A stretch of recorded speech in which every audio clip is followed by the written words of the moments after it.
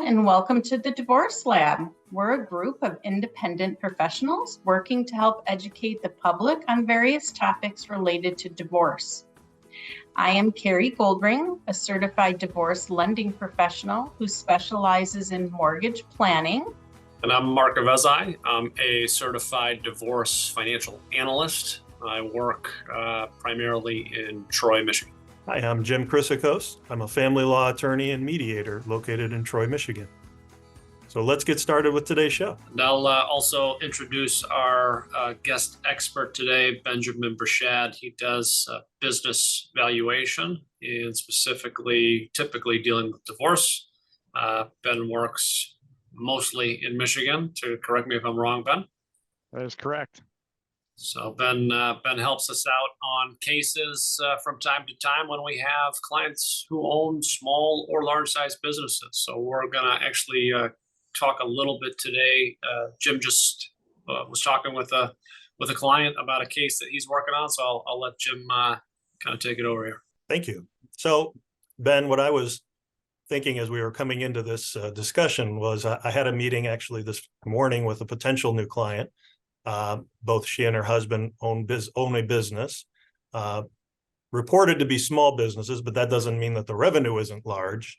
And I thought it would be interesting and to hear from your perspective, what is your experience when you start make that first contact with a potential client and maybe some mistakes or misapprehensions that they have about businesses and how businesses are dealt with in divorce cases? Sure. Well, one of the things that I hear a lot of is, well, the business is just me, and there's no value, or this can't be that involved. It's not like I'm General Motors or something, and so those are two things that come up a lot. Just because a business is small doesn't mean that it either has no value. Also doesn't mean that it's going to be easy to value because it's small. Sometimes it's a lot more difficult because the financials are not kept by a CPA. They're certainly not going to be audited, but they may not even be reviewed.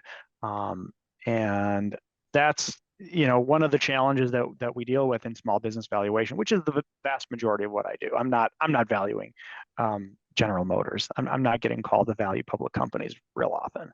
So give us some perspective when you say a small business. Describe what kind of business or range of businesses that you would be comfortable working on. So I would say it's not comfort one way or the other as it relates to size, because all the principles of valuation apply for the smallest business or the largest business in the world. Mm-hmm. But the majority of the businesses that I'm working for have revenue in the hundreds of thousands to maybe up to 5 to 10 million would be kind of normal. That's just because if you think about it, anybody can own a business and anybody can get divorced. So the vast majority of businesses are owned by people that are just individuals that have a relatively small business. And I think during COVID, a lot of people decided that they didn't need big companies that they were working for anymore to do what they were doing. I know that I personally left the big company that I was with, and now I am my own boss and have my own firm, and a lot of other people made that same decision. So there are tons of small businesses, and we've also been on a very good economic run here for the last really 13 plus years. And so I think that a lot of people have been more willing to take the risk and go out and start their own businesses. So small businesses, talking about lawn cutters and landscapers, dentists, doctors, small auto parts companies, little manufacturers, and then, bigger companies as well. But the vast majority of the clients that we're working for, I think, in Southeast Michigan is the vast majority of it. And it's just regular people. And that's, one of the things that a lot of people in the valuation world lose sight of. I live in a very small corner of a pretty large financial space where I'm dealing with divorces. But the vast majority of the professionals that I deal with, especially at the firm that I was with before, are dealing with enormous companies. And that's just not the case when you're talking about divorce. Usually it's relatively small companies. Right. I have a question to yeah. clarify. Ben, when you're looking at these businesses, you're not looking at them from what type of income they produce. You're looking at them as what they are worth as an asset, or am I wrong? It's both. So there are three methods or three approaches to use when you're looking at the value of a business.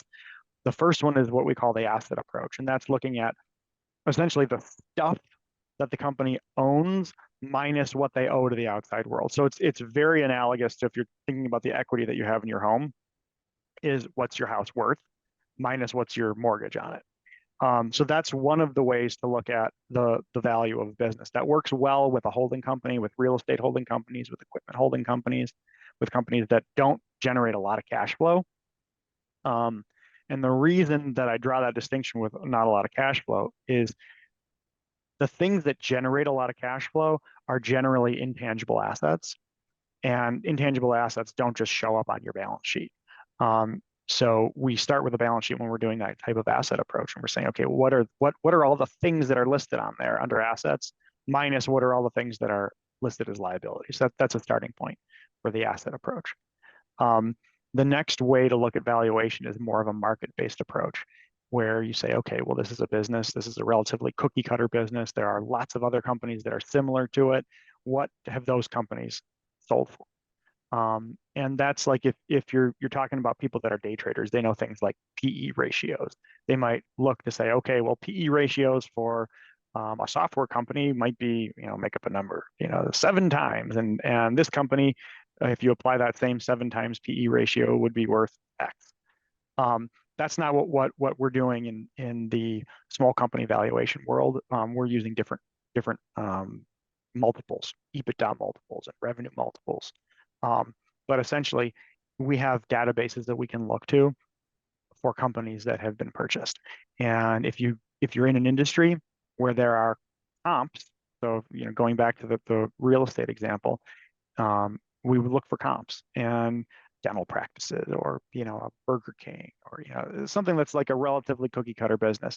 If you've got somebody who's operating in a very niche space, chances are you're not going to find comps for that, and so you can't use the market approach. That's the second approach. The third approach is looking at cash flow, and what we're trying to do is figure out what is the pie of cash flow look like every year that the owner, let's say it's just a single owner of this company, what's the total pie of cash flow available to this owner after paying all expenses, but before paying himself? But what does that look like? And if he were to step back and replace himself, and say he wants to go and sit on a beach in Florida and put somebody in his shoes to do the job that he's doing, what slice of that pie would you have to carve out and give to that replacement individual? And then anything that's left over goes into our valuation formula. And what we do is we take the present value. This is a kind of a concept of an income approach. Take the present value of all these future benefits that an owner would get for being a silent owner, and that's the income approach. So we're considering all three in every case. That doesn't mean that we're going to be relying on all three, or even two.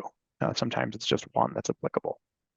So how do you make that ultimate decision of which approach to use for people who are listening and say, well, there's 3 different approaches and I don't know which is the best. So who makes that call and how is it made? The expert makes the call, and it's about availability of data. It's about the type of company. So if I'm valuing a company that has a bank account and owns a piece of property and has a mortgage, then I'm going to rely on a real estate appraisal, and I'm going to use what's called the asset approach. So I'm just going to add up. There's how much is in the bank. What does the appraiser tell me the whatever the property is worth? How much is owed on the mortgage? And there you go. If it's a company that's generating positive income, especially a substantial amount of positive income, then I'm going to be looking at an income approach. If it's also in an industry that is an industry with comps, then I'm going to look at the market approach as well. So it depends on the industry, the availability of data, and it's a case by case basis. So Ben, we had consulted on a case a while back, and it was a individual actually in my business, right, of investment management, wealth management, financial planning, right? And we have potentially a market approach, but also a cash flow, right? Our business generates cash flow. So if you have a business that does both, how do you apply both, or do you not apply both? If you can, you apply both, because you want to have as many data points to look at as you can. So if you're doing it based on, let's say we do it based on a market approach, and we say it's, some multiple times gross commissions for a financial advisor, and then you do an income approach and you go, okay, now let's look at the what the income approach, the present value concept, what that's kicking out for value. If the numbers are similar, then that's great, because you've got two approaches that support each other. If they're not similar, then you need to ask yourself, well, why aren't they similar? And which value is the right value? And you are in an industry, Mark, that is interesting from very interesting from a valuation standpoint. I've done quite a few cases for financial advisors, and their own personal situation can have an enormous impact on whether or not their business or their book of business has value. Their age, their contractual relationships with either other advisors or with the company that they're working through can have a huge impact. Have they monetized their book of business in the past? Meaning, have they moved it from one investment house to another? Do they have, is there a history of doing that once or multiple times? Are they ready to retire? Have they ever moved from one place to another? Are they a captive? There are so many different, it's a very interesting industry. And I was actually scheduling a meeting with a new client to go through all of these things earlier in the week. I'm not going to claim to be an industry expert on individual industries, and my expertise is on valuation. It's on financial consulting for divorce purposes, and it's on kind of the divorce process and how I fit into it.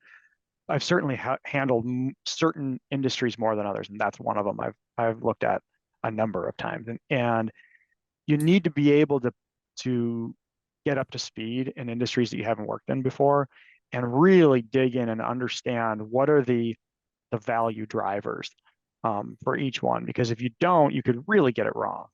Thank you for listening to us today. You can find us on the divorcelab.com. You can feel free to take a look at our other episodes, and you can also leave some questions or comments for us on there as well.